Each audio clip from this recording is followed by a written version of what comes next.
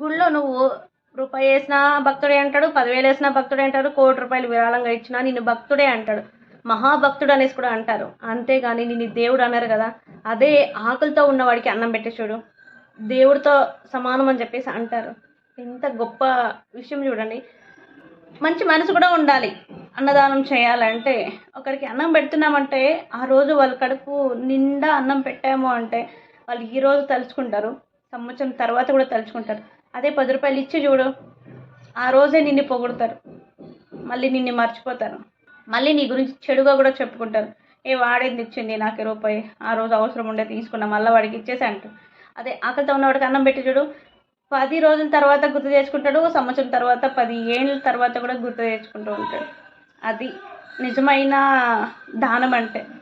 అన్నదానం చాలా గొప్పదండి. వీలైతే అన్నదానం చేయడానికి ట్రై చేయండి, లేదా ఆకలితో ఉన్నవాడికి అన్నం పెట్టడానికి ట్రై